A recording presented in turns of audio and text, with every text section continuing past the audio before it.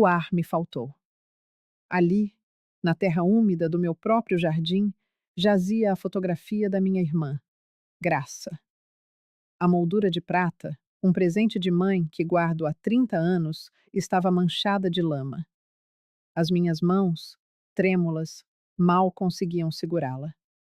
Ao redor, espalhados pela relva, estavam os fragmentos da minha vida, as minhas roupas, os meus livros, a colcha que bordei em incontáveis noites de insônia após a morte do meu Antônio.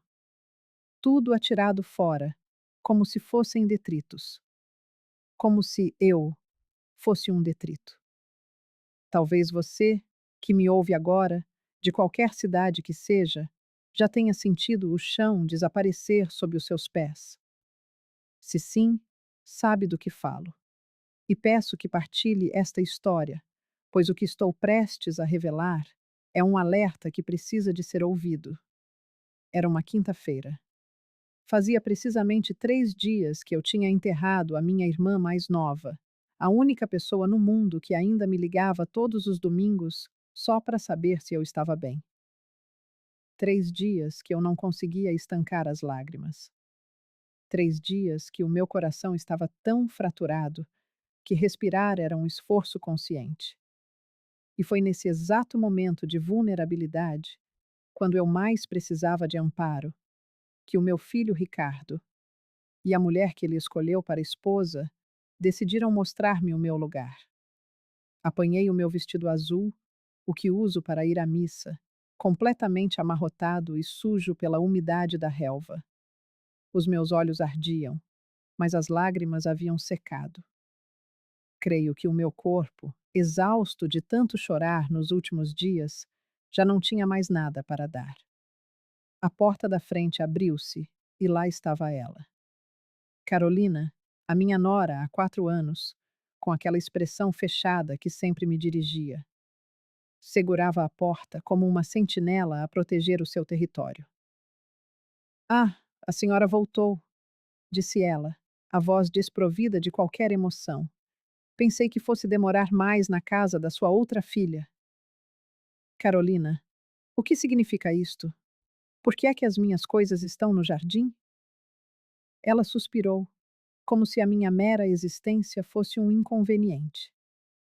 Vera, precisamos de conversar. Entre, mas limpe os pés, por favor. Limpar os pés, na minha própria casa. A casa que comprei com o suor do meu rosto, a limpar escritórios durante 40 anos, a apanhar autocarros às 5 da manhã, a dobrar turnos sempre que era preciso. Mas eu entrei. Agarrei-me a um último fio de esperança de que tudo não passasse de um mal-entendido grotesco. Ricardo estava sentado no sofá, o mesmo sofá que lhes dei como presente de casamento. Não se levantou, não me abraçou, não perguntou como tinha sido o funeral da sua tia. Permaneceu de olhos fixos no telemóvel, tratando-me como uma estranha que lhe pedia uma informação na rua. Ricardo, meu filho, o que se está a passar? Foi Carolina quem respondeu. Ela respondia sempre por ele, como se o meu filho tivesse perdido a voz no dia em que lhe pôs aquela aliança no dedo. Olhe, Vera, vou ser direta para não perdermos tempo. Estou grávida, de 4 meses, e vamos precisar do seu quarto para o bebê. É o único com espaço e luz suficientes. O meu quarto. O quarto principal, onde eu dormira com o meu marido durante 15 anos, onde eu ainda sentia o cheiro dele ao fechar os olhos, onde repousavam as minhas últimas memórias felizes. Mas, e eu? Onde é que eu vou ficar? Carolina indicou com o queixo em direção aos fundos da casa. Arrumamos um cantinho para a senhora no quarto das traseiras. É pequeno, mas serve. E olhe, Vera, a senhora já tem 67 anos. Não precisa de tanto espaço. O bebê, sim, precisa. O quarto das traseiras. Ela referia-se à arrecadação, um cubículo de 2 por 2 metros, sem uma janela decente, que cheirava a mofo e onde eu guardava vassouras, baldes e a caixa de ferramentas do Antônio. Era úmido, escuro e gelado. Vocês não podem estar a falar a sério. Estamos. Ricardo abriu finalmente a boca, mas sem desviar o olhar do ecrã. Mãe, é por pouco tempo, até conseguirmos fazer obras. Mas a Carol está grávida. Não pode ter estresse, o médico disse. Precisamos do espaço. O que faria você se o seu próprio filho lhe dissesse algo assim? Se olhasse para si como se fosse um fardo? Tentei argumentar, mas a minha voz saiu como um fio, trêmula. Ricardo, esta casa. Vocês sabem que eu vos deixei morar aqui, mas ela ainda está no meu nome. Fui eu que a paguei. Cada tijolo. A senhora demorou. Cortou-me Carolina, elevando a voz. Esteve fora 3 dias e nós precisávamos do quarto. Por isso mudamos as suas coisas. Já está tudo organizado lá nos fundos. E quanto à casa estar no seu nome? Bem, a senhora mesma disse que nos deu, não foi? Não vejo qual é o problema. Naquele instante, algo dentro de mim quebrou. Uma parte de mim gritava para eu reagir, para eu explodir, para pôr aquela mulher no seu devido lugar. Mas a outra parte, a parte exausta, que acabara de enterrar uma irmã, só queria encolher-se e desaparecer.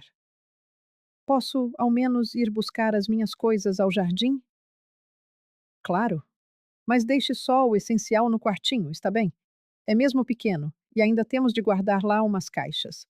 O resto, veja se a Mariana ou o Paulo querem, ou então doe. Saí da sala com as pernas a fraquejar. No jardim, comecei a juntar os meus pertences, um a um. Uma vizinha, a dona Lúcia, passou no passeio e fingiu não ver. Tenho a certeza de que viu. Toda a gente na rua viu, mas ninguém disse nada. As pessoas têm medo de se meter em assuntos de família. Enquanto recolhia a minha roupa interior do meio das folhas secas, recordei tudo o que fizera por aquele rapaz. Ricardo, o meu filho do meio, sempre o mais sensível, o que mais precisou da minha atenção. Quando ele perdeu o emprego, há 5 anos, fui eu que lhe paguei as contas durante 6 meses. Quando ele quis fazer um curso caro de programação, fui eu que tirei das minhas poupanças. E quando ele me pediu, de lágrimas nos olhos, para morar na minha casa porque não tinha para onde ir, fui eu que lhe abri as portas. Eu dei-lhe a minha casa. Não a vendi, não a aluguei. Dei. Porque ele me garantiu que seria temporário, que em breve se reergueria e que eu poderia ficar com eles o tempo que quisesse. Garantiu-me que aquela seria sempre a minha casa. Isso fora há 4 anos. E agora eu estava a ser enfiada numa arrecadação de ferramentas. Levei as malas para os fundos. O tal quartinho era pior do que eu me lembrava. Uma cama de solteiro velha, com as molas a despontar no colchão gasto. Uma mesa de cabeceira partida. Uma lâmpada fraca pendurada no teto. O chão era de cimento frio. Uma janelinha basculante, alta e minúscula, mal abria, revelando apenas o muro das traseiras. Sentei-me na cama e ouvi o ranger agudo das molas enferrujadas. Era novembro, o calor começava a apertar, mas ali dentro sentia-se um frio úmido. Passei a mão na parede e senti a umidade. Mofo. Havia mofo a crescer atrás de um armário velho. Nessa noite, não dormi. Não era só pelo colchão ou pelo frio. Era a forma como Carolina me falara. A forma como Ricardo não me defendera. A forma como me senti invisível, descartável. Fiquei a olhar para o teto rachado, a ouvir os ruídos da casa. Eles estavam na sala a ver televisão. Ouvi as gargalhadas de Carolina, altas e despreocupadas, como se nada tivesse acontecido. Como se não tivesse acabado de atirar a sogra para uma arrecadação. E foi ali, naquele quarto escuro e úmido, que tomei uma decisão. Aquilo não ia ficar assim. Eu não ia ser tratada como lixo. Eu tinha direitos, tinha dignidade e, acima de tudo, ainda tinha a minha casa. No dia seguinte, levantei-me cedo. Eles ainda dormiam quando saí. Apanhei o autocarro para o centro e fui direta ao escritório do Dr. Mendes, o meu advogado. Dona Vera, há quanto tempo? Lamento a perda da sua irmã. Cumprimentou-me ele com a simpatia calculada dos advogados. Eu não me importava. Precisava de respostas. Dr. Mendes, a casa na Rua das Acácias, onde o meu filho mora, legalmente ainda é minha? O advogado franziu a testa. A senhora fez uma escritura de doação? Não. Eu apenas deixei-o morar lá. Disse que era para ele, mas nunca assinamos nada. O rosto do Dr. Mendes iluminou-se. Após alguns minutos a teclar no computador, virou o ecrã para mim. Dona Vera, segundo o registro predial, esta propriedade continua a ser 100% sua. Legalmente, a casa é inteiramente sua. O seu filho é apenas um ocupante com a sua permissão verbal. Senti o coração a acelerar. Então, eu posso tirá-los de lá?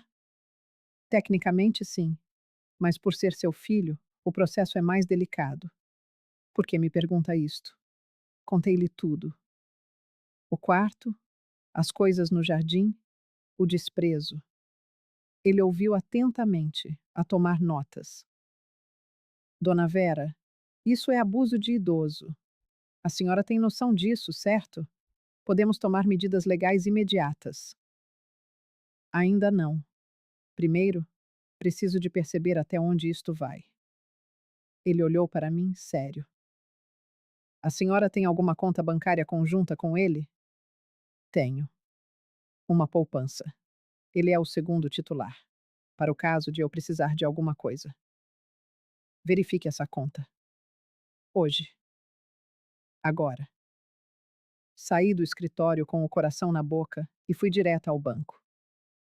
Pedi um extrato dos últimos 6 meses.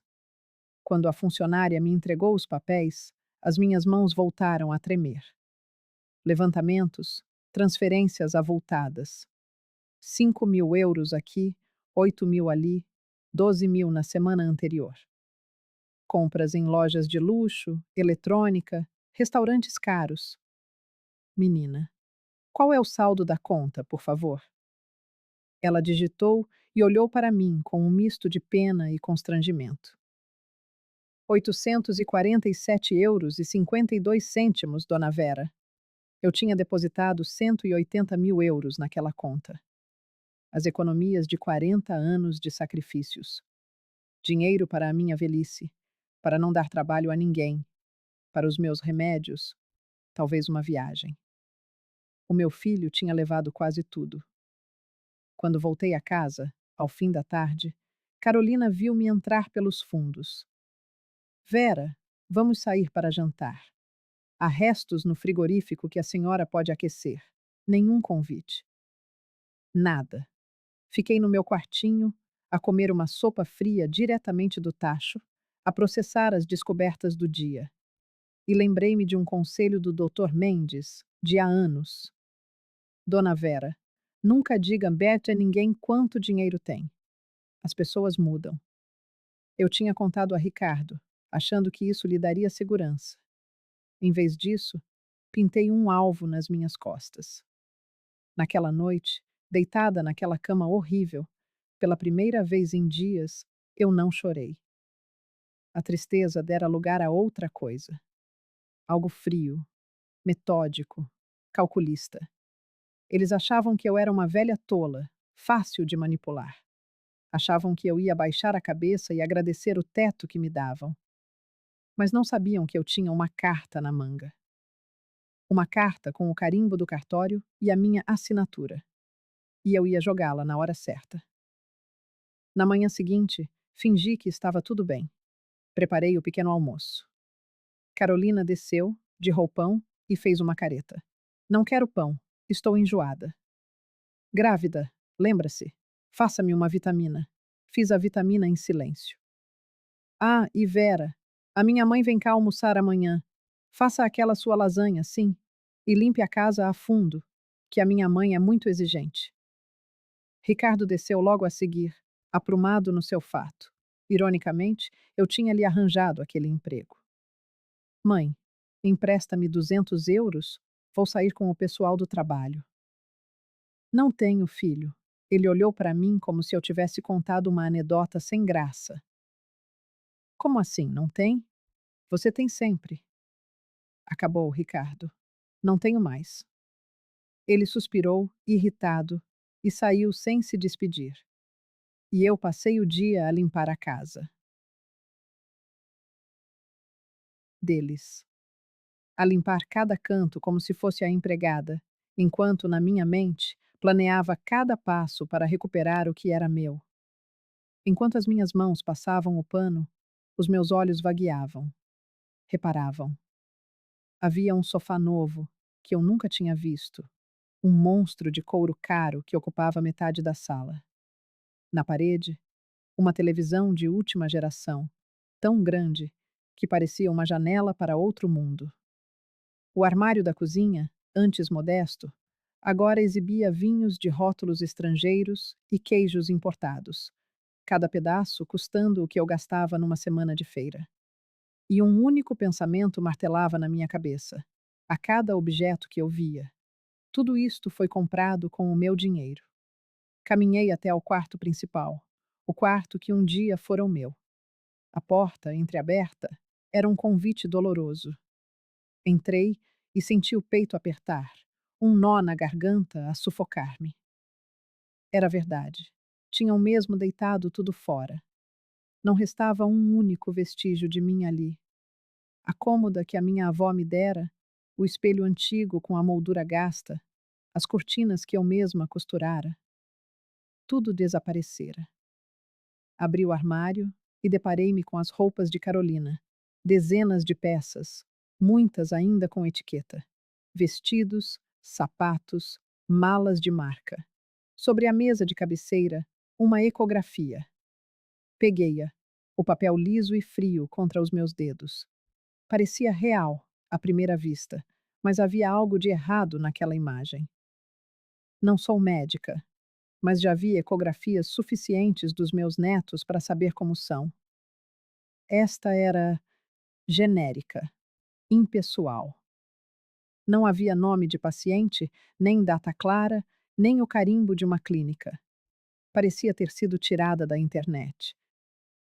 Voltei a pousá-la no sítio, o coração a bater descompassado. Saí do quarto com mais perguntas do que respostas, e um frio a percorrer-me a espinha.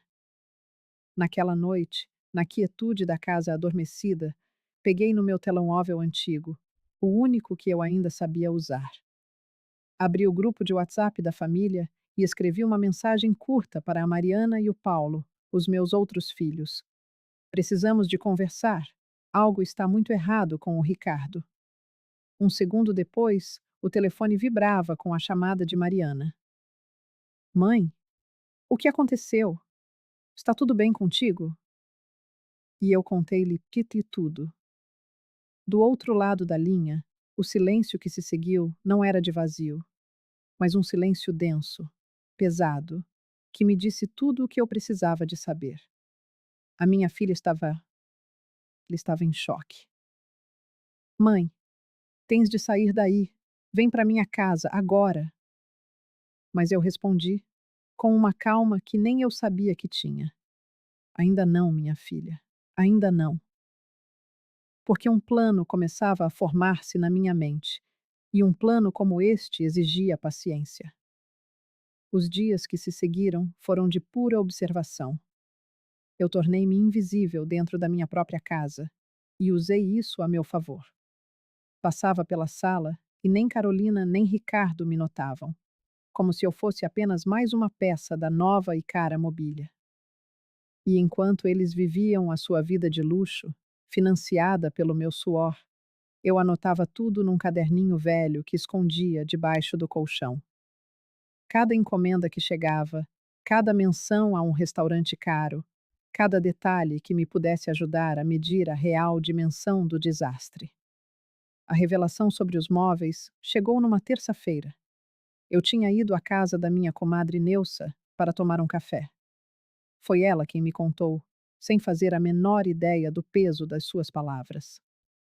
Vera, vi os teus móveis antigos naquela loja de antiguidades da Rua Augusta, aqueles lindos, que eram da tua mãe. Pensei que os tinhas vendido para fazer um dinheiro extra. Senti o chão a fugir debaixo dos meus pés.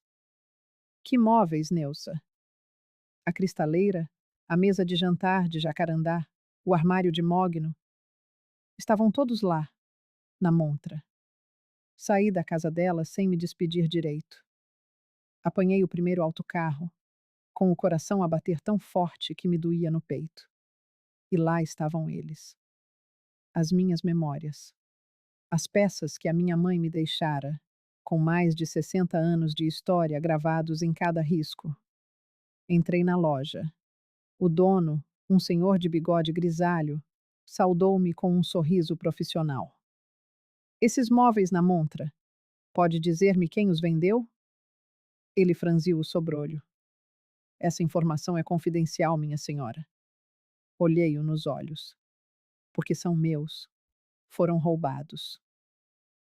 O sorriso dele desvaneceu-se, remexeu nuns papéis e encontrou o que procurava. Foram vendidos há 3 semanas por uma senhora chamada Carolina Mendes.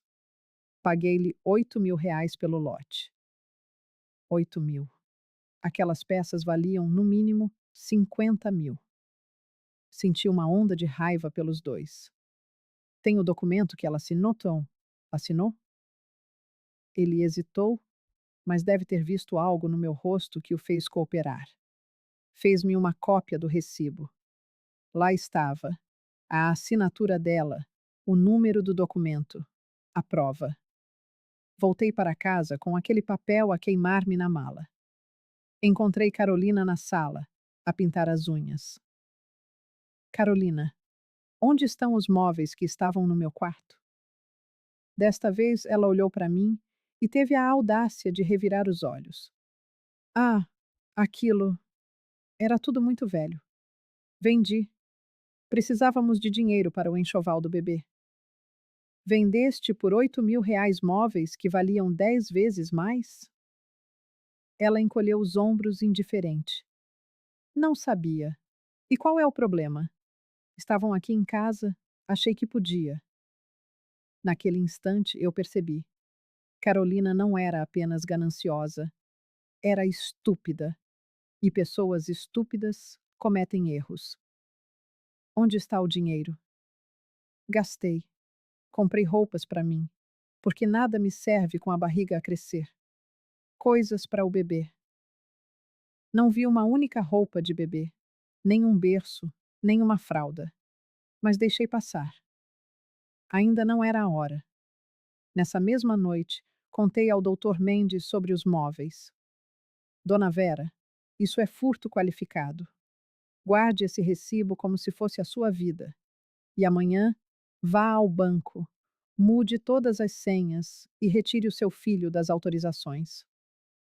No dia seguinte, bem cedo, foi o que fiz. Ao fim da tarde, Ricardo chegou a casa furioso. Mãe, o que é que fizeste à conta? Saí do meu quartinho, calma. Mudei as senhas e retirei-te como titular autorizado. Carolina desceu as escadas a correr. Como assim? Nós precisamos desse dinheiro. Não há mais dinheiro, disse eu, a voz serena. Vocês gastaram quase tudo. Os R$ 180.000 que eu tinha guardado reduziram-se a menos de 1.000. Decidi proteger o que restava. Ricardo passou a mão pelo rosto, desesperado. Mãe, nós precisávamos. Tínhamos dívidas. A Carol está grávida. Dívidas de restaurantes caros? De roupas de marca? Que dívidas são essas, Ricardo? Carolina cruzou os braços. Está a exagerar. Ou já se esqueceu que vai ter um neto? O meu olhar desceu para sua barriga. 4 meses, dissera ela. mas não havia barriga. Onde está a barriga? Perguntei de repente. Quero ver os exames. O quê? Os exames. A ecografia, as análises. Se estás grávida de 4 meses, tens de ter tudo documentado. Ela pestanejou, apanhada de surpresa. Está na gaveta, mas não tenho de provar nada à senhora. Então mostra-me na próxima consulta. Eu vou contigo. Não vai, não, retorquiu ela. É um momento íntimo, meu e do Ricardo. Foi então que reparei. Ricardo estava a suar. Parado no meio da sala, o meu filho transpirava como se tivesse corrido uma maratona. O suor denunciava o pânico. E foi nesse exato momento que o meu telemóvel tocou. Era a Mariana. Mãe, tens de sair daí agora. O Paulo e eu estamos a ir buscar-te. Desliguei, sob o olhar atento de Ricardo e Carolina. Os teus outros filhos vêm aí? Perguntou Carolina com desprezo. Ótimo, assim levam as tuas coisas. Eu não vou, disse eu, a voz firme. Esta casa é minha, e eu fico. A tensão na sala era palpável. Carolina sorriu, venenosa. Sabes que mais? Vamos resolver isto de uma vez. Os meus pais vêm cá jantar no sábado. Teremos uma conversa de família e decidiremos o que é melhor para todos. Decidir o que é melhor para todos. Como se eu fosse um problema a ser resolvido. Está bem, concordei. Sábado, então. Quando Mariana e Paulo chegaram, abracei-os com a força de anos de saudade. A Mariana chorou ao ver o meu quarto. O Paulo ficou vermelho de raiva e quis confrontar o irmão, mas eu impedi-o. Não, ainda não. Confiem em mim. Contei-lhes tudo. Vi a fúria a crescer nos olhos deles. Vamos destruí-lo, disse a Mariana. Não, respondi. Vamos fazer isto da maneira certa, com a lei do nosso lado. Quero a minha dignidade de volta, não uma vingança suja. O sábado chegou. Por um momento, pensei em desistir, mas depois lembrei-me da fotografia da minha irmã Graça, coberta de terra. Lembrei-me do aparador da minha mãe, vendido por uma miséria. E pensei: não, eu não vou fugir. Eles é que vão. Preparei o jantar. Os pais de Carolina chegaram, Dona Beatriz e o seu Armando, um casal com o ar de quem nunca precisou de contar os trocados. Sentamo-nos à mesa, comigo numa ponta, isolada. Carolina falava da gravidez. Foi o seu Armando quem finalmente abordou o assunto. Então, Vera, a Carolina disse-nos que está a morar no quartinho das traseiras. A minha sogra, quando ficou viúva, nós colocamo-la numa casa de repouso excelente. Não estou doente, interrompi. Mas precisa de cuidados, emendou Dona Beatriz. Não seria melhor estar num lugar onde não é um peso para ninguém? Um peso. A palavra ecoou. É, Vera, continuou Carolina. Com o bebê a caminho, a casa vai ficar pequena. Coloquei os talheres na mesa, devagar. Respirei fundo. Não. O silêncio foi absoluto. Como assim, não? Perguntou Carolina. Não. Eu não vou para casa de repouso nenhuma. E sabem por quê? Porque esta casa é minha. Ricardo soltou uma gargalhada nervosa. Mãe, deste-me a casa. Verbalmente. Nunca assinei um papel. Fui ao registro esta semana. A casa está em meu nome. Apenas e só no meu nome. Vi a cor a fugir do rosto de Ricardo. Carolina ficou pálida. Mas, Vera, vocês são família? Tentou o seu Armando. Família? A palavra saiu da minha boca como uma chibatada. Uma família rouba 180 mil reais da própria mãe? Uma família vende as suas heranças sem autorização? Uma família atira as coisas da sogra para um jardim e enfia-a num quarto de ferramentas cheio de mofo? Dona Beatriz olhou para a filha, o Dolly Rios, os arregalados. Carolina, do que é que ela está a falar? Ela está a exagerar. Gaguejou Carolina, a voz a tremer. Usamos o dinheiro para o essencial, para a casa. Ou foi para restaurantes de R$ 300 por pessoa, para roupas de marca, vinhos importados? A minha voz era cortante. Eu tenho os extratos, Carolina. Tenho cada compra documentada e tenho o recibo da venda dos meus móveis por R$ 8.000. Móveis que valiam 50.000. O silêncio que se instalou era de puro choque. Então, o acordo é o seguinte. Continuei, a voz firme, sem um único tremor. Vocês têm duas opções. Primeira, devolvem o meu dinheiro, devolvem os meus móveis ou pagam o valor real deles, e depois conversamos sobre a possibilidade de continuarem aqui a pagar aluguer. Segunda opção, eu entro com um processo de reintegração de posse. Vocês saem da minha casa e eu ainda vos processo por apropriação indevida e furto. Ricardo empalideceu, tornando-se branco como papel. Mãe, eu. Nós não temos esse dinheiro todo. Gastamos. Então, vão ter de o arranjar. Ou vão ter de sair. Carolina levantou-se bruscamente, a cadeira a raspar no chão com um estrondo.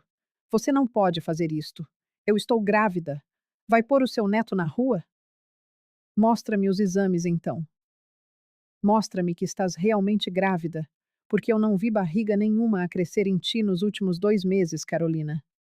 E essa ecografia que tens aí parece suspeitosamente genérica. A minha pergunta caiu como uma bomba no meio da sala. Dona Beatriz ficou de pé. Carolina, tu estás mesmo grávida? O rosto da minha nora era uma máscara de pânico, e nesse pânico eu vi tudo o que precisava de saber. Eu, eu, claro que estou. É que ainda não se nota muito. 4 meses, afirmei, com a voz gélida. Disseste que estavas de 4 meses a 2 meses. Isso significa que agora estás de 6. E com 6 meses, nota-se, Carolina. Ricardo olhou para a esposa como se a visse pela primeira vez. Carol, nós fizemos uma ecografia. Ela não respondeu. E nesse silêncio, tudo desmoronou.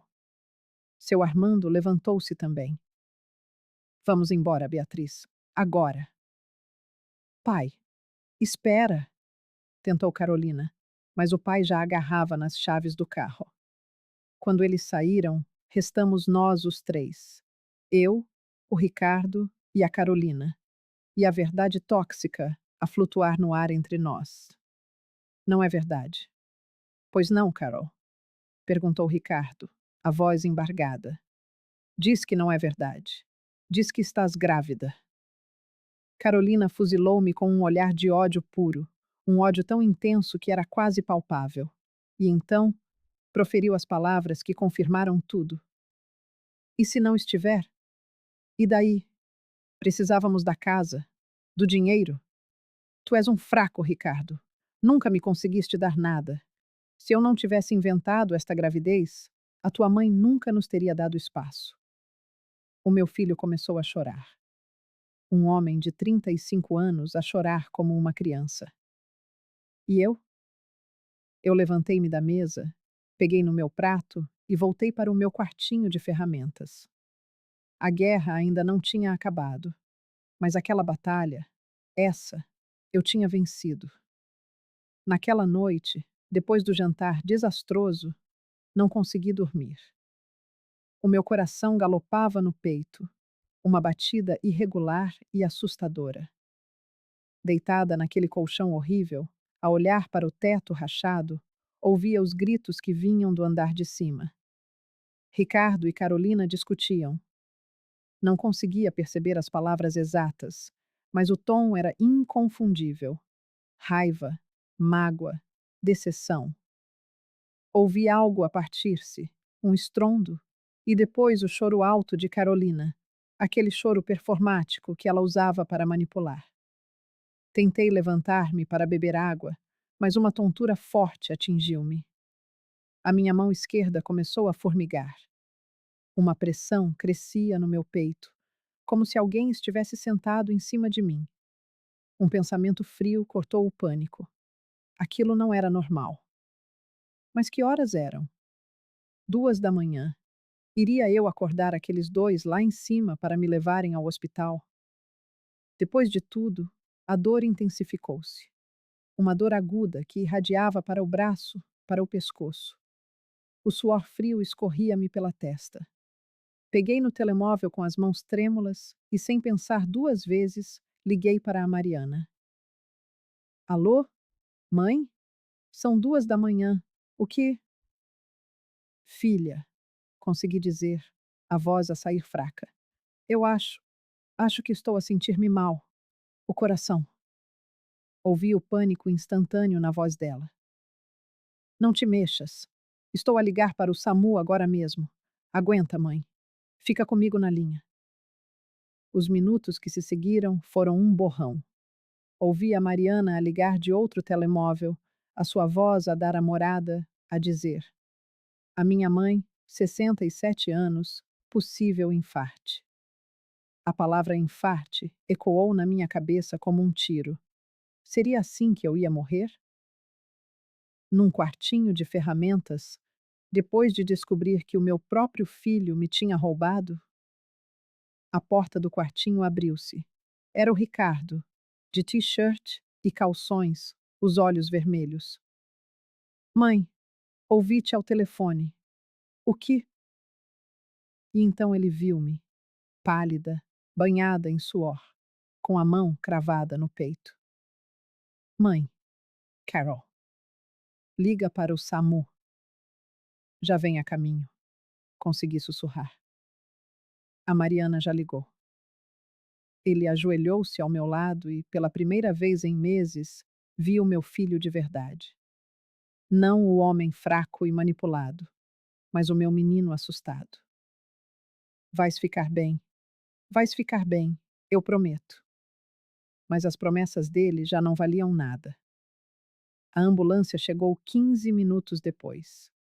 15 minutos que pareceram uma eternidade.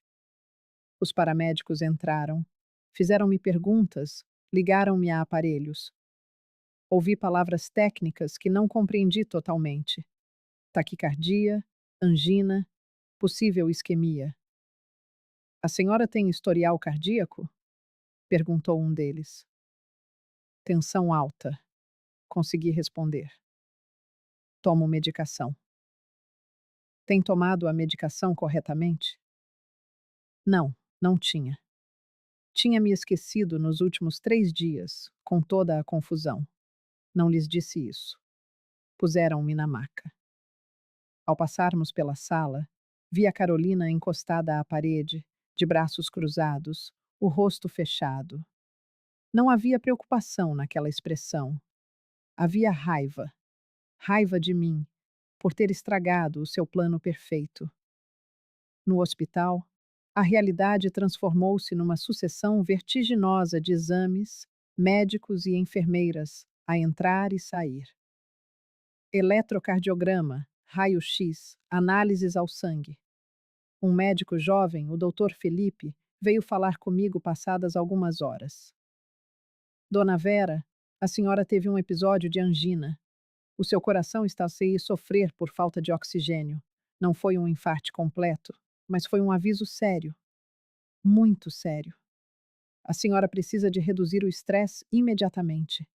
O seu coração não aguenta mais pressão. Quanto tempo eu tenho? Perguntei, assustada com a minha própria pergunta. Ele olhou-me com aquela seriedade que os médicos têm quando o assunto é grave. Se a senhora não mudar os seus hábitos, se continuar em ambientes de alto estresse, pode ter um infarte a sério nos próximos meses. E na sua idade, com a sua condição, as chances de sobrevivência não são boas. Então era isso. O meu próprio filho estava, literalmente, a matar-me. O Ricardo estava no corredor quando saí da sala de exames, a andar de um lado para o outro. Quando me viu na cadeira de rodas, veio a correr. Mãe, o que disse o médico? Que eu preciso de paz, respondi. E a simplicidade daquela resposta carregava o peso de uma montanha. Nesse momento, a Mariana e o Paulo chegaram a correr. A minha filha tinha vindo de Campinas à meio da noite. O Paulo tinha largado tudo e pegado no primeiro carro. Abraçaram-me, a chorar. E eu finalmente permiti-me chorar também. Vais para casa comigo, disse a Mariana, com firmeza. Hoje mesmo. E não quero discussões. Calma, Mariana, tentou intervir o Ricardo. A mãe mora conosco. Nós cuidamos dela. O Paulo avançou sobre o irmão. Foram precisas 2 enfermeiras para o segurar. Cuidas, cuidas. Meteste a nossa mãe num quarto de ferramentas, roubaste-lhe o dinheiro, estás a matá-la, seu desgraçado. Eu não sabia que ia dar nisto. Eu? Sabias sim. Toda a gente sabia que a Carolina te estava a usar. Menos tu. Acorda, Ricardo. A mulher fingiu uma gravidez para roubar a nossa mãe. Foi quando uma voz feminina cortou a discussão. Ele não está a mentir. Todos nos viramos. Era a Carolina, parada ali no corredor, com uma mala de viagem na mão. Sobre a gravidez. Não estou grávida. Nunca estive. E antes que me julguem, eu tenho as minhas razões. A Mariana deu um passo na direção dela. Razões? Inventaste um bebê para roubar uma senhora de 67 anos? Eu inventei um bebê porque o teu irmão é um inútil, gritou a Carolina, e a máscara de esposa doce desfez-se por completo. Acham que é fácil ser casada com um homem que não consegue manter um emprego, que não tem ambição? A Vera tinha dinheiro, tinha uma casa e estava a desperdiçar tudo. Eu só peguei no que podia ser nosso. Nosso, repetiu Ricardo, a voz partida. Carol, eu amava-te. Eu teria feito qualquer coisa por ti, menos dar-me a vida que eu mereço, respondeu ela, fria. Então, tive de tomar as rédeas. Mas agora que a tua mãe decidiu ser durona, que não há mais dinheiro para tirar, eu estou fora. Não vou perder o meu tempo com uma família falida. E simplesmente foi-se embora. Saiu pelo corredor do hospital como quem sai de um restaurante mau, sem olhar para trás. O Ricardo ruiu, desabou literalmente no chão do corredor, a soluçar com as mãos a cobrir o rosto. E uma parte de mim, a parte que ainda era mãe acima de tudo, queria consolá-lo. Queria dizer que ia ficar tudo bem. Mas a outra parte, a que fora humilhada, roubada e quase morta, apenas ficou a olhar. Ricardo, disse eu, a minha voz a sair mais firme do que esperava. Levanta-te. Ele olhou para mim, o rosto desfeito. Levanta-te. Porque agora vais ter de decidir que tipo de homem queres ser. O tipo que deixa a mulher destruir a própria mãe, ou o tipo que assume as consequências dos seus atos. O doutor Felipe aproximou-se de nós. Desculpem interromper, mas preciso de deixar uma coisa bem clara. A dona Vera não pode, e estou a ser categórico, não pode voltar para um ambiente tóxico. O que aconteceu hoje foi um aviso. O próximo pode ser fatal. Portanto, seja qual for a vossa situação familiar, resolvam-na longe dela. Ela precisa de paz, descanso e zero estresse nos próximos meses. Olhou diretamente para o Ricardo. Zero stress significa zero contato com quem causou isto. Entendido? Ricardo assentiu, ainda no chão. Fui para casa com a Mariana naquela manhã.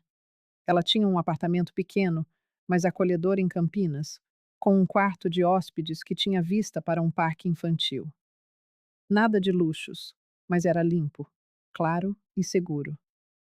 Nos primeiros dias, eu apenas dormi.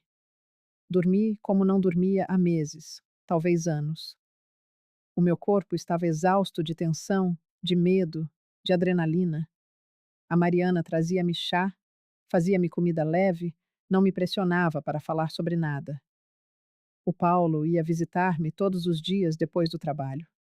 Trazia flores, chocolates, ficava a fazer-me companhia a ver a novela, só para eu não me sentir sozinha. E o Ricardo? Desapareceu. Não ligou, não mandou mensagem. Nada. Ele está com vergonha, disse a Mariana uma noite, quando comentei a ausência dele. Ou está muito ocupado a limpar a porcaria que fez. Estás com raiva dele? Estou. E tu não estás? Pensei na pergunta. Estava? Sem dúvida. Mas era mais complexo do que isso. Estava desiludida? Magoada? Estava cansada. Ele é meu filho. Foi tudo o que consegui responder. E tu és a mãe dele, mas isso não lhe dá o direito de te destruir. A minha filha tinha razão. Mas o coração de uma mãe é uma coisa complicada. Amamos mesmo quando não devíamos. Perdoamos o imperdoável. Esperamos por mudanças que talvez nunca cheguem. 2 semanas depois, recebi uma visita inesperada. A Mariana atendeu o intercomunicador e voltou com uma expressão estranha. Mãe, está aqui embaixo uma tal de Beatriz. Diz que é mãe da Carolina e que precisa de falar consigo com urgência. Dona Beatriz. A mulher que tinha participado naquele jantar horrível, que me tinha sugerido um lar de idosos. Manda subir. Mãe, tens a certeza? Manda. Quando Dona Beatriz entrou no apartamento, estava diferente. Sem aquela pose de senhora rica. Parecia mais pequena, mais velha, cansada. Vera, eu. Eu preciso de falar consigo. Mandei-a sentar-se. A Mariana ficou ao meu lado, protetora como uma leoa. Eu vim pedir desculpas, começou ela, a voz a tremer. Eu não sabia de nada do que a Carolina estava a fazer. Achei que ela estava mesmo grávida. Achei que vocês tinham combinado a mudança de quarto. O meu marido e eu, nós acreditamos em tudo o que ela nos contou. E agora? Ela tirou um envelope da mala. Agora eu sei a verdade. E preciso que a senhora saiba também. Abriu o envelope. Lá dentro havia documentos médicos, exames, laudos. A Carolina é estéril, disse Dona Beatriz, as palavras a saírem pesadas. Teve uma infecção grave aos 20 anos, antes de conhecer o Ricardo. Os médicos disseram que ela nunca poderia engravidar naturalmente. Ela sempre soube. O meu coração apertou. Não por pena da Carolina, mas pelo Ricardo. O meu filho não sabia. Em 4 anos de casamento, ela nunca lhe tinha contado. A mais, continuou ela, a Carolina já fez isto antes, com outro homem, 3 anos antes de conhecer o seu filho. Fingiu uma gravidez, morou na casa dele, gastou-lhe o dinheiro. Quando descobriram, ela simplesmente desapareceu. O homem entrou com um processo, mas ela fugiu para outra cidade. Foi quando conheceu o Ricardo, e eu pensei que ela tinha mudado. Por que é que me está em me contar isto? Dona Beatriz começou a chorar. Porque não consigo viver com esta culpa. Porque a senhora quase morreu. Porque a minha filha é uma pessoa que eu não reconheço. E porque ela tirou outro papel do envelope. Porque ela está a fazê-lo de novo. Conheceu um empresário em São Paulo. Está a morar com ele agora. E já lhe está a contar a história da gravidez. Só que desta vez, eu não vou ficar em silêncio. Olhei para os documentos, para as provas, para a confissão daquela mãe destroçada. O que a senhora espera que eu faça com isto? Processe-a, denuncie-a, impeça que ela faça o mesmo com outra pessoa. Eu já fui à polícia, prestei queixa, contei tudo. Mas com o seu caso, com as suas provas, eles terão o suficiente para prendê-la de verdade. E vocês? O que fariam no meu lugar? Processariam a nora que quase me matou? Ou deixariam para lá e seguiriam em frente? Guardei os documentos. Vou pensar. Assim que Dona Beatriz se foi, Mariana explodiu. Pensar? Mãe, essa mulher destruiu a nossa família. Quase matou a senhora. E ainda está por aí, aplicando golpes noutras pessoas. Eu sei, filha, mas preciso decidir se quero passar os próximos meses, talvez anos, envolvida num processo, em tribunais, revirando toda esta dor.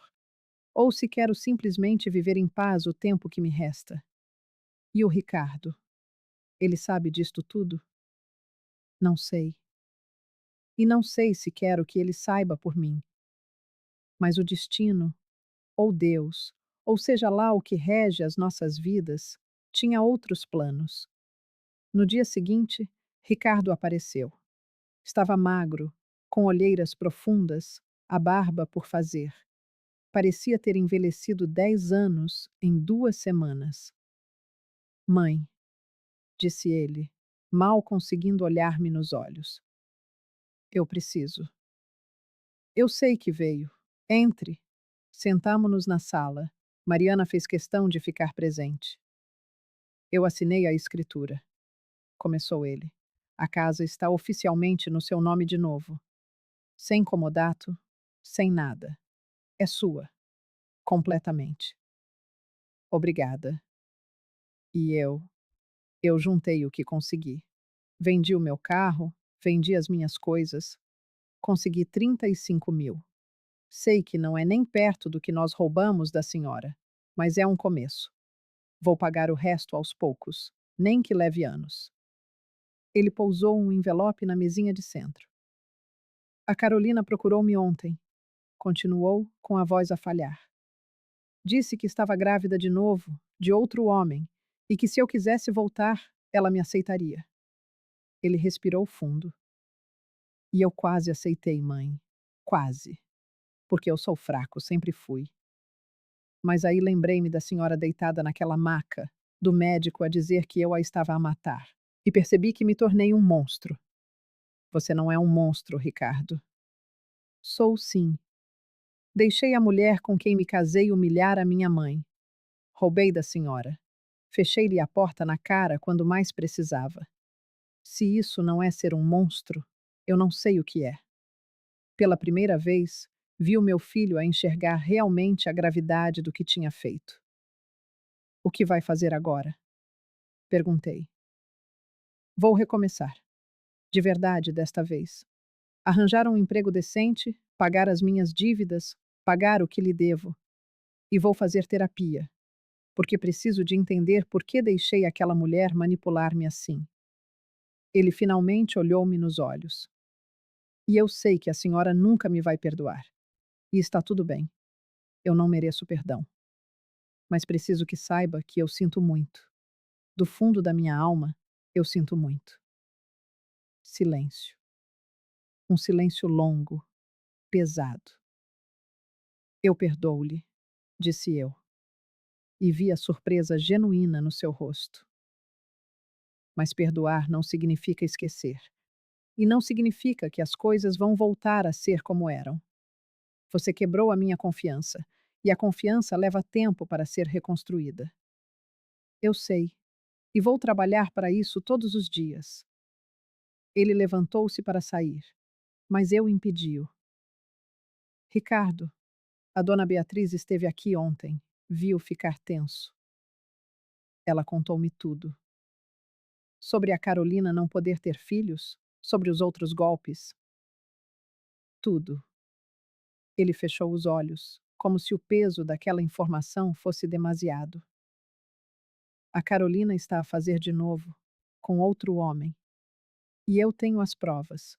Tenho tudo o que preciso para a colocar na cadeia. E vai fazer isso? Olhei para o meu filho, para aquele homem quebrado que eu tinha criado, amado e protegido. Vou. Não por vingança, mas porque ela precisa de ser impedida. Porque se eu não fizer nada, ela vai destruir outras famílias, outras pessoas. Ricardo assentiu. A senhora está certa. Eu, eu vou testemunhar. Vou contar tudo o que sei. É o mínimo que posso fazer. Depois que ele saiu, Mariana abraçou-me. Fez a coisa certa, mãe. Eu sei, mas isso não torna as coisas mais fáceis. Porque no final, eu não tinha vencido apenas uma batalha contra uma nora manipuladora. Eu precisei lutar contra o meu próprio filho, e essa era uma dor que nenhuma vitória conseguiria apagar completamente. Mas pela primeira vez em meses, eu conseguia respirar sem sentir o peito pesado. Conseguia dormir sem medo. Conseguia olhar no espelho e reconhecer a mulher que me olhava de volta. Vera, 67 anos, viúva, mãe e sobrevivente. O processo contra a Carolina levou 6 meses. 6 meses de advogados, de audiências, de relembrar cada humilhação, cada mentira, cada centavo roubado.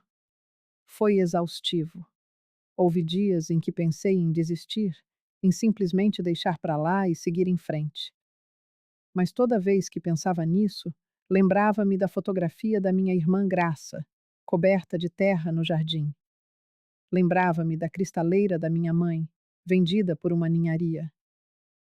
Lembrava-me de como a Carolina me tinha olhado naquele dia e me chamado de lixo. E eu continuava. O doutor Mendes foi implacável. Juntou cada prova, cada documento, cada extrato bancário. O recibo da venda dos móveis, os laudos médicos que mostravam que a Carolina era estéril, os depoimentos de Dona Beatriz, do homem a quem ela aplicara o golpe antes, do novo empresário que ela estava a tentar enganar. O Ministério Público aceitou o caso. Disseram que era um dos esquemas de fraude mais bem documentados que já tinham visto. Ricardo testemunhou. Foi uma das coisas mais difíceis que já vi o meu filho fazer. Ele subiu àquela tribuna, com a mão na Bíblia, e contou tudo. Como a Carolina o tinha manipulado. Como ela tinha acesso às minhas contas. Como ela planeava cada compra, cada gasto, dizendo que era um investimento no futuro do bebê. Quando lhe perguntaram se ele sabia que a gravidez era falsa, ele chorou na frente do tribunal inteiro. Não, eu acreditei nela. Eu amava-a. E fui idiota o suficiente para a deixar destruir a minha mãe por causa dessa mentira. Carolina estava lá, do outro lado da sala, com o seu advogado caro que o novo namorado pagara. Olhava-me com aquele ódio gelado, como se eu fosse a vilã da história. Como se eu tivesse feito algo de errado ao defender-me. Quando chegou a vez dela depor, tentou a cartada da vitimização. Disse que era uma mulher desesperada, que o Ricardo não provia para a família, que eu era uma sogra controladora que nunca a tinha aceitado. Mas as provas falavam mais alto que as suas lágrimas de crocodilo. O juiz foi direto. A ré, Carolina Mendes dos Santos, é considerada culpada de estelionato, apropriação indébita e formação de quadrilha. A pena estabelecida é de 4 anos e 6 meses de reclusão em regime fechado, mais reparação de danos no valor de R$ 180 mil à vítima, Vera Santos da Silva. Quando ouvi a sentença, não senti vitória, não senti alegria. Senti apenas alívio. Como se um peso de toneladas tivesse sido tirado dos meus ombros. Carolina gritou na sala. Disse que ia recorrer, que era uma injustiça, que eu ia pagar por aquilo. Mas os policiais já a estavam a levar, e a sua voz foi se perdendo pelo corredor. Do lado de fora do tribunal, Ricardo estava encostado à parede, com o rosto entre as mãos. Mãe, eu. Começou ele, mas não conseguiu continuar.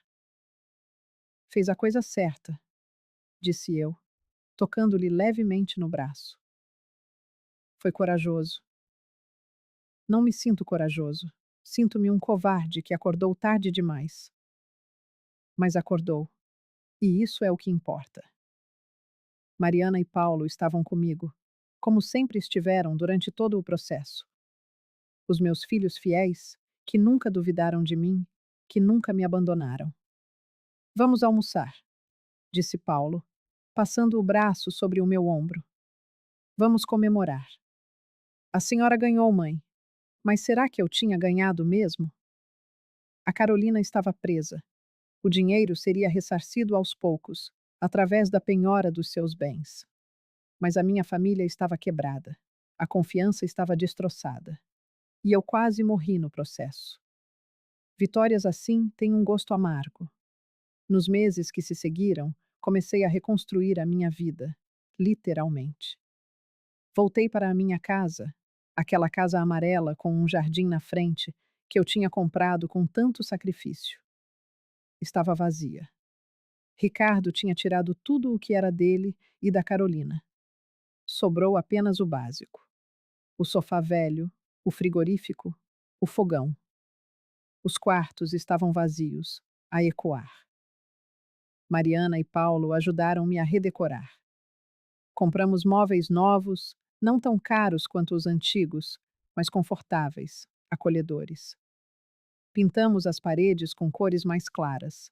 Colocamos plantas na sala, quadros alegres nas paredes e, pela primeira vez em anos, aquela casa voltou a parecer um lar. Ricardo aparecia de vez em quando, sempre envergonhado, sempre meio perdido.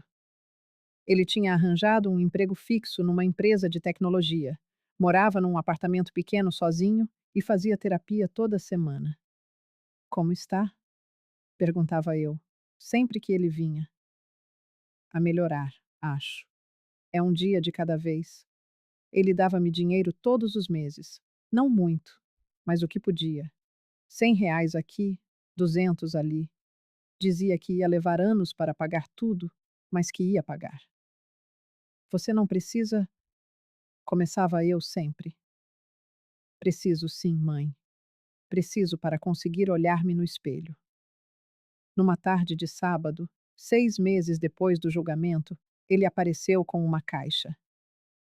O que é isto? Abra.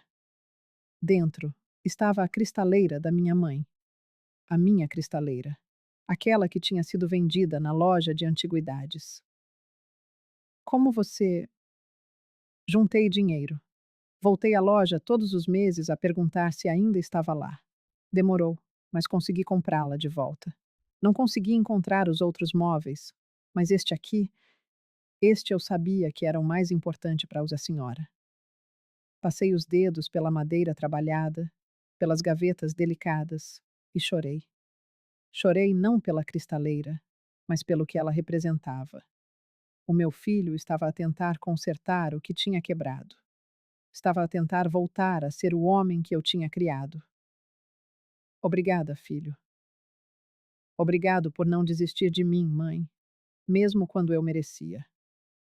Foi naquele momento que algo dentro de mim começou a sarar. Não completamente. Cicatrizes assim nunca desaparecem. Mas começou. O primeiro Natal, depois de tudo, foi estranho. Mariana, Paulo e as suas famílias vieram. Ricardo veio também, sozinho. Fizemos a ceia, comemos rabanada, brincamos com os netos. Houve um momento em que olhei ao redor da mesa e pensei: isto é isto que importa. Não o dinheiro roubado, não a casa quase perdida, mas esta mesa, com as pessoas que realmente se importam, que realmente amam. Faz um brinde, avó, pediu a minha neta Laura, levantando o seu copo de sumo. Levantei a minha taça. Um brinde aos recomeços, às segundas oportunidades, e a nunca mais aceitarmos ser tratadas como menos do que merecemos. Amém a isso, disse Mariana. E todos bateram os copos, até o Ricardo, que sorriu. Um sorriso pequeno, ainda carregado de culpa, mas genuíno. E vocês? Conseguem perdoar quem vos magoou profundamente? Conseguem reconstruir o que foi quebrado? Porque não é fácil, nunca foi. Mas às vezes é necessário. Um ano depois do dia em que encontrei as minhas coisas no jardim, acordei numa manhã de quinta-feira e percebi que não tinha pensado na Carolina ao abrir os olhos. Não tinha sentido aquela raiva imediata, aquela angústia no peito.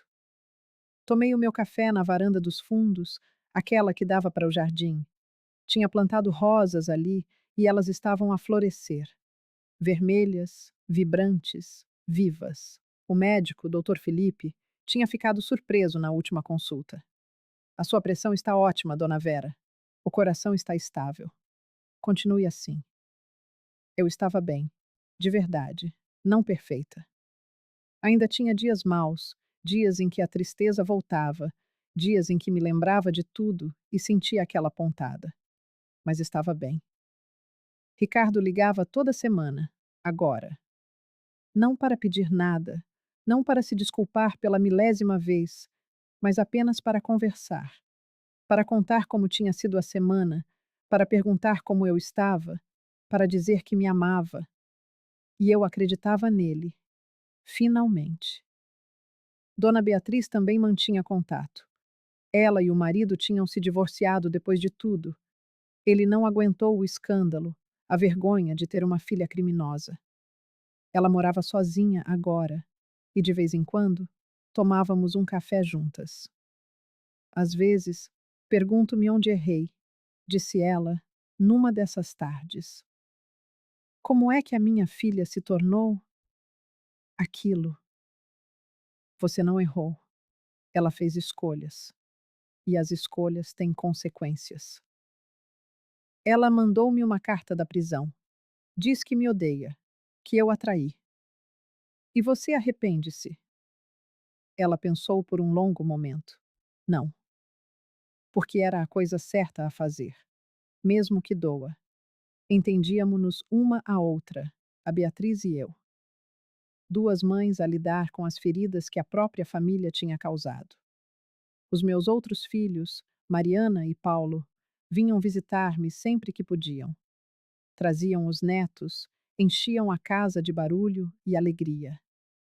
E eu agradecia por cada visita, por cada risada, por cada abraço. Porque tinha aprendido que família não é quem te magoa. Família é quem fica quando tudo desmorona. Família é quem te defende, mesmo quando dá trabalho. Família é quem te ama, não apesar das tuas falhas, mas conhecendo cada uma delas. Ricardo ainda estava a trabalhar para ser esse tipo de família de novo. E eu estava a deixá-lo tentar. Uma tarde, ele apareceu sem avisar. Mãe, posso entrar? Sempre. Ele entrou, olhou ao redor da casa. Ficou bonita. Diferente, mas bonita. Obrigada. Eu vim, eu só vim agradecer por não ter desistido de mim, por me ter dado a chance de consertar as coisas. Você é meu filho. Eu nunca vou desistir de você. Mesmo depois de tudo o que eu fiz, olhei para aquele homem, porque era um homem agora, não mais o menino perdido e manipulável de antes. Um homem que tinha caído, mas que se estava a levantar. Ricardo, eu perdoei-lhe, mas perdoar não significa esquecer. As cicatrizes ainda estão aqui. Toquei no peito. E sempre vão estar. Mas não vou permitir que estas cicatrizes definam o futuro da nossa relação. Você está tentando. Está mudando. E isso significa tudo para mim. Ele me abraçou. E desta vez, eu retribuí o abraço, apertando meu filho junto a mim como não fazia há tanto, tanto tempo. Às vezes, na solidão da noite, naquela casa que é minha, me pego pensando em tudo que enfrentei. Em como estive a um passo de perder tudo: meu lar, meu dinheiro, minha dignidade, minha própria vida. Penso em como teria sido mais fácil ceder, aceitar aquele quartinho de ferramentas, me resignar àquela casa de repouso. Como teria sido mais simples abaixar a cabeça e permitir que me tratassem como um nada. Mas eu não cedi, eu não me rendi. E você que me ouve também não precisa, porque ninguém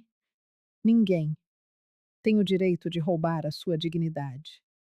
Não importa se é seu filho, sua nora, seu marido ou seus pais. Ninguém tem o direito de te fazer sentir diminuída, de te fazer acreditar que você vale menos. Se você está vivendo algo parecido neste momento, se alguém está tentando te apagar, te fazer sentir invisível, descartável, por favor, escute bem. Você tem força, você tem direitos e você tem a capacidade de reagir. Não é fácil, dói, cansa.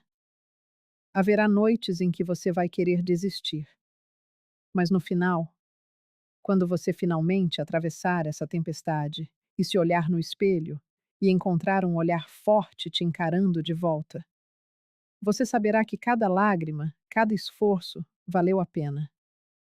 Hoje, eu acordo na minha casa, tomo meu café na minha varanda, recebendo quem eu quero, quando eu quero. Eu vivo sob as minhas próprias regras. Tenho 68 anos. Sobrevivi a um ataque cardíaco. Sobrevivi à traição do meu próprio filho e a uma nora que tentou me roubar tudo.